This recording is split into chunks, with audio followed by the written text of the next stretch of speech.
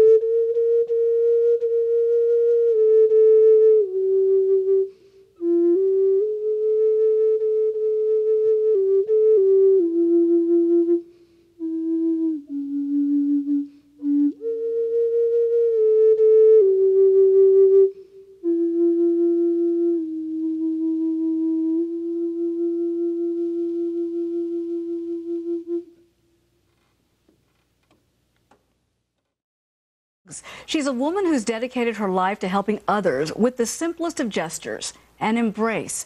This humble Indian woman who's currently on a U.S. tour is drawing thousands of people with the power of a hug. I recently caught up with a special holy woman in New York City who's affectionately called the Hugging Saint. I think that it's almost magnetic. You get drawn here. We have a heart which is so locked up, and Amma can just open it up a little bit. She's a lot like Mother Teresa. She is a selfless servant for humanity, a soft-spoken woman whose love and compassion touches all corners of the globe. In cities around the U.S. and the world, thousands of people wait hours in long lines to receive the blessing of a simple embrace. From her humble beginnings as the daughter of a poor fisherman in southern India to being recognized as an international spiritual icon, Mata Amritanandamai is affectionately called Ammachi by her followers. Ammachi means mother, and her message is simple yet potent. Open your heart. With love, all things are possible. Seen as a modern-day saint of compassion in India, she often sits for 16 or more uninterrupted hours giving darshan, a Sanskrit term which means vision and is used to describe the meeting with a holy person. She listens to people's troubles and whispers blessings in their ears without pause for food or a sip of water. She rarely gets more than 2 hours of sleep a day. It's estimated that she's given hugs to more than 26 million people. If you ask her what her religion is, she'd say her religion is love. She encourages people to go deeper into their own faith, to be better Christians, to be better Muslims, to be better Jews. You know, whatever their path, follow that path. She makes no claims that through her one will find salvation, prosperity, or miracles. Yet so many of those who come to see her believe that she's a holy woman who has the power to console and heal the world's wounded hearts. Ammachi says these hugs create a special connection. It's the connection between mother and child. It's the umbilical cord of love. Ammachi also makes it clear to her there is no distinction between rich or poor. Her arms are open to everyone. I accept everything. I see everything equally.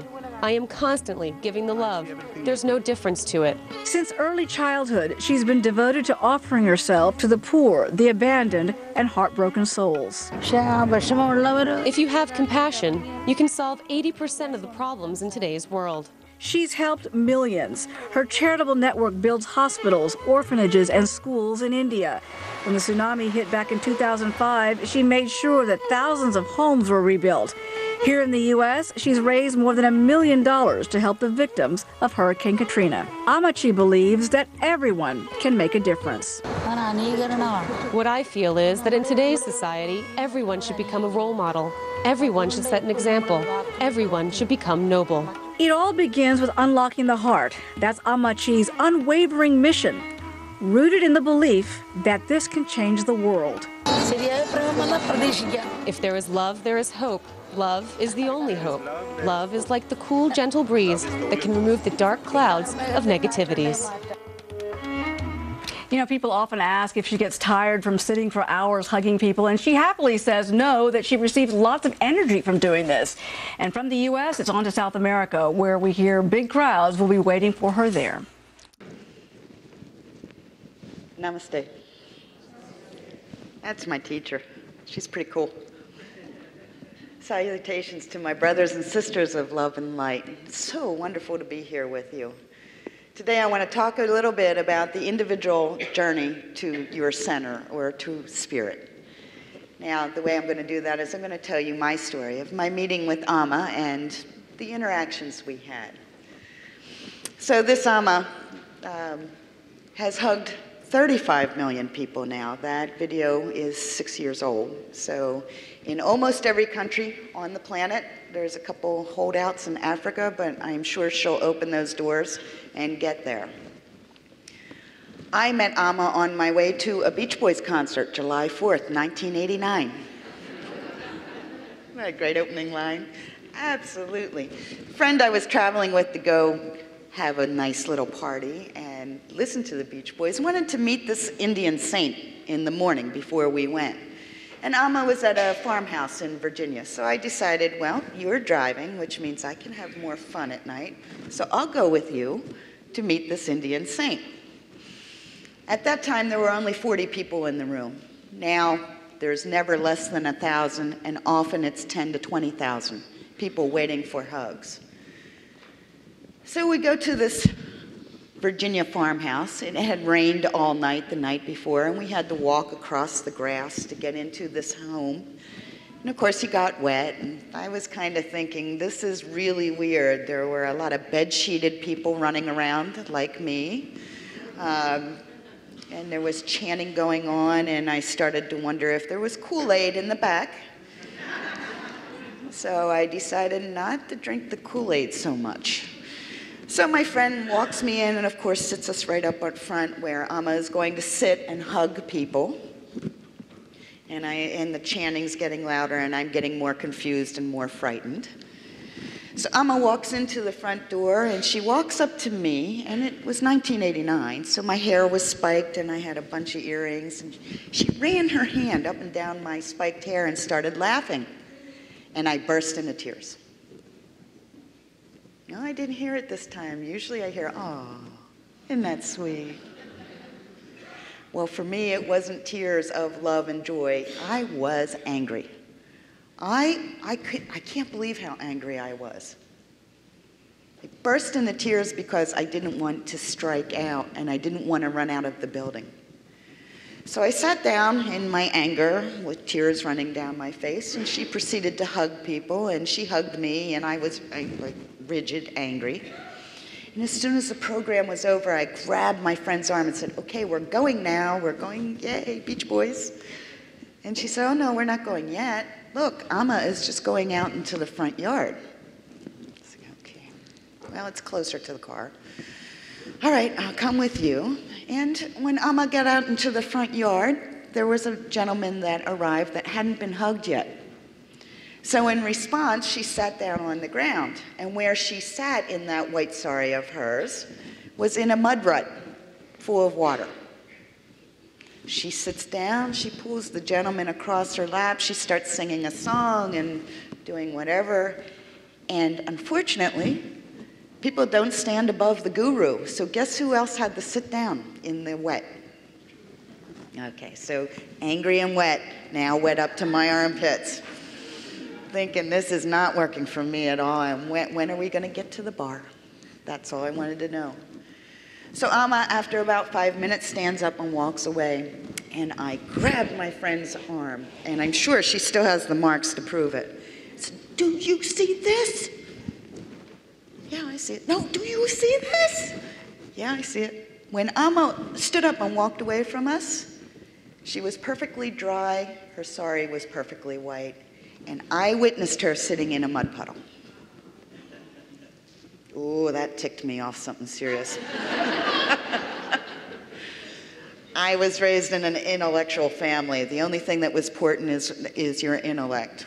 As soon as I was old enough to read, I was mandated to join the family conversations about the great books, Dante, Aristotle, Plato. There was no such thing as spirit. Our Sunday ventures went to the Franklin Institute in Philadelphia, the Smithsonian in Washington. So for me to have an experience of something that I could not scientifically explain really made me angry. So I finally convinced my friend that we are leaving. We get to the bar. I go to the bartender. I say, "I want 3 shots and 2 beers right now." And I did it. My friend's looking at me like, "You're kind of crazy." I said, "Okay, now, what are the plans to get down to the mall? There's going to be a lot of people there." She goes, "Oh, no, we're not going. We're not going there. We're going to go see Amma again. She's having an evening program." She drove. I don't really have a choice. So the second time I was in the room with Amma, I was drunk and passed out in the back of the hall. Now, this doesn't look like the type of person that's going to end up in India, does it? I didn't think so either. As a matter of fact, after that program that night, I was never going to see this woman again. I was really glad there was no Kool-Aid because my friend was starting to get really into it, but I was not going to see her again, period, done, I'm done. So, the following year, Amma comes into Seattle when she starts her US tour. I bet you can't guess who was in Seattle waiting for her. it was me. It was me, and I don't know what compelled me to get there, but I went. And on the air flight, I decided I'm going to prove to myself and everyone else that I don't belong to Amma. And the way I was going to do it was I was going to ask for a name. And in those days, she didn't name many people. As a matter of fact, very few people got to go to India. So I get to the program, I get in the line with the questions. There's a couple people in front of me. I'm holding my little card, and the translator's standing there. And all of a sudden, Amma stands up, which I saw very rarely in all the years I've been with her, and started chanting, Remya, Remya, Remya. I was like, what is that? Here it is, the mass hypnosis I was so worried about. They do it here in Seattle. They didn't do it in DC, they do it here in Seattle. I'm gonna drink the Kool-Aid. So I go forward and I hand my card to the translator, and the translator reads the question, and he looks at me and he says, why do you ask? Oh, I got snitty. Well, why do you ask? You're the translator, you ask. Oh, it's simple, because you're Remya. So before I physically had handed the card to the translator, Amma had already answered my question. Made me angry. I think I stayed in a state of anger for about 5 years. Anyway, this made me angry. So she hugs me and she says to me so sweetly, now remember, this is a woman that has a 4th grade education. She had to leave school in order to take care of her family. She says to me in English, will you please come to India and live with Amma? I was like, no. No. Okay. And she let me go. I thought, India? What are you crazy? I'm a 30-year-old woman. I have a great job. I own my house. I got a car. No. So I know I'm going to see her in DC. I go home, I wait, she comes to DC. I'm thinking, okay, I don't have any questions, I'll just go get a hug. So I go up to get a hug. Of course, she starts chanting Remya, Remya, Remya when I walk into the back of the room, which is never a very good sign. So I get a hug and she goes, will you please come to India and live with Amma? I was like, no. Nope. Not gonna happen. Thank you, though, Amma, for asking me. I mean, I actually said thank you to her. And she left, and I was like, I dodged that bullet. India? What is she thinking? India? No way. I knew I wasn't gonna see her again that year. And then a friend came up to me and said, I'm going to New York to see Amma. Do you want to come? No. Come on, come on. So I went. It was the worst mistake I made once again. Now, New York had a bigger program. I walk into the back of the room and Amma starts chanting, Remya, Remya. I said, oh, this is not going to bode well. So I go up to get a hug and she holds me and she looks me in the eye and she goes, you're Remya, you're coming to India, and it's a good thing. So, oh, man. Okay. So I went to India. How about that? I figured she was answering questions before she knew my question. She got out of the mud and was dry. Maybe I ought to listen to this lady. Now, you can imagine what my family was doing. Oh, by the way, I'm going to quit my really good job, and oh, I'm going to give my house away for $1 and my car away for $1, and they're going to give me 3 white saris and a pair of sandals. Those sandals were stolen within 2 weeks. They're going to give me 3 white saris, and I'm going to go barefoot in India for 3 years. Cool. It was hardship, and all along I'm thinking, what am I doing, and why am I doing? And angry. I couldn't get rid of anger. It was just kept bubbling up. I was so angry. So I go to India, unwillingly. You get that, right? There was nothing about India I was looking forward to. And as we landed on the plane, I knew I was right. Because the first thing you notice in South India is the heat before they even open up the plane. And then the smell, because it's rural India, no closed sewer systems and so on and so forth, lots of people. And then the sound, the noise. constantly, 24 hours a day. Heat, smell, noise. Heat, smell, noise. Heat, smell, noise. It's mind-boggling.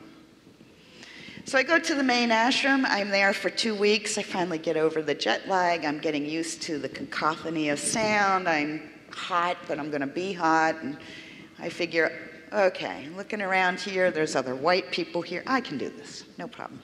So Alma calls me to her and says, oh, by the way, I didn't mean for you to stay here. I'm going to send you 100 kilometers away to teach school. And I was like, oh, that's interesting. Well, we'll talk about it. Yeah, we'll talk about it. Oh, no, no, today. You're going. Okay. Where?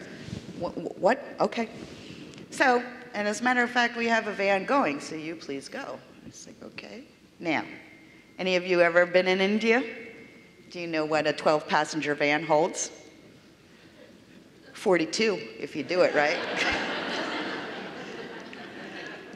And I was big. I was one of the bigger people in that van, so that meant I got in the back seat along with other big people, and they put a board across their leg, and then smaller people got on our laps. And then they build in, so yeah, we had 42 people, and I was 32 in a 12-person van. So it was very interesting, overwhelming, and driving in India is you blow your horn and play chicken, and you've got elephants and people walking and rickshaws and oxen carts and buses and lorries, and so you just drive, pedal to the metal, blowing your horn, and last minute, whoop. Okay, I was glad I was stuffed in the back. So I get to the school, and in the village that I lived in, if you were a white person, you were the devil. So I was a devil, and the other teachers were Indian women who knew I was a devil, so I was now homeless, penniless, in an environment where no one liked me and thought I was the devil, expected to teach and build a school. And when Alma used that term build the first time she said that, I thought, oh, you know, build the curriculum and make sure the teachers are trained and all that kind of. No, no, no. We had one floor of a five-story school built. We literally built the school around the kids. So we started with 420 kids in 6 rooms. 6 rooms. Anyway, so because I was the devil, I was given the bad jobs, and one of the bad jobs was to be the boys' hostel warden, which means I got locked into a classroom every night with 42 boys and slept on the concrete floor with them. Okay, that's interesting, locked in, because we can't trust boys, and we certainly don't trust that devil woman. One of my boys, unfortunately, got the mumps. We had an outbreak of mumps. Can you believe it? That nowadays we have mumps outbreaks. And in India, mumps sometimes can be fatal. So I had a young man who got the mumps really bad, to the point where I had to sit up with him for a better part of 32 hours while he struggled to breathe, while I struggled to try to move the glands around for him to breathe. And unfortunately, the two of us lost that fight. So this young man passed away in my arms. Now I'm penniless, homeless, the devil, shattered into a million pieces in a place that no one knew me. The Indian women are in a circle around me because the only thing worse than a white woman is a dead person. So they were out there, and they were telling me that they got the undertaker, and I was just waiting for the undertaker to come and take the sweet child from my arms so that the parents could be notified and so that I could get myself together. Well, in the villages in India, the undertaker doesn't quite do that. The undertaker did come. He built a pyre in the yard of the school. He took the body from me, placed it in a pyre, and did a cremation right there on the site.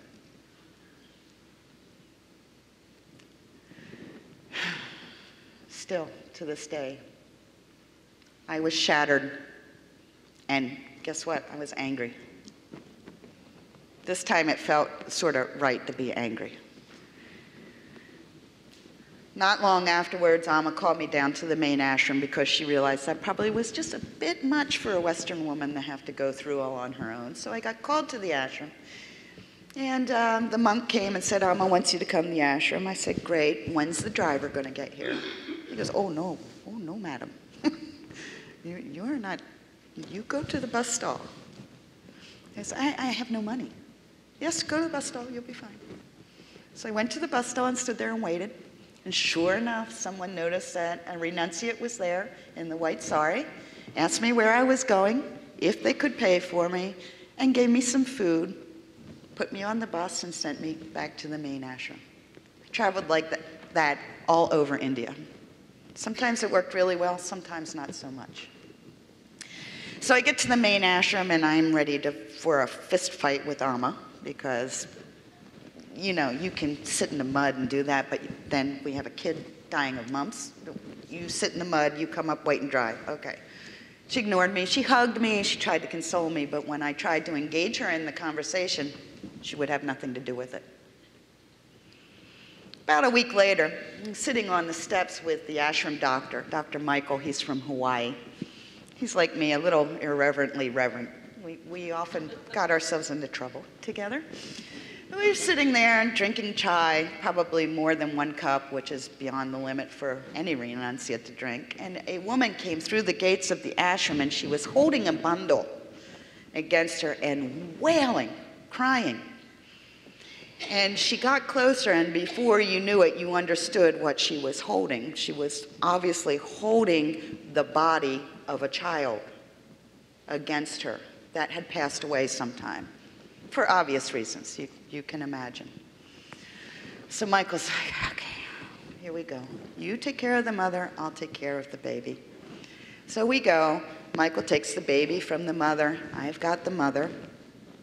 She's wailing. We can't get the story about what happened, but all we know is that we need to get them to Amma, because if anybody was going to be able to calm this village woman down, it would be Amma. So we go. She was hugging, of course. That's what she does all day.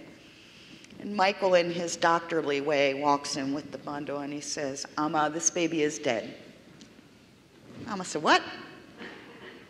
Amma, this baby is dead. Amma said, no, she's not. Michael, I'm the doctor. I studied. I know what dead is. I'm telling you, this baby is dead. Amma said, no, she's not. Give her. So she took the baby, put the baby up on her shoulder, grabbed the mother, started rocking, closed her eyes, hugging, and all of a sudden, the baby started crying. Okay. Any guesses of what emotion I had? I was very angry. But it stopped me dead, because I had been attempting to get everything intelligently, scientifically, trying to understand how these things could happen. How could someone sit in a water puddle and not be wet? How could a boy die of mumps when we have the cure for that?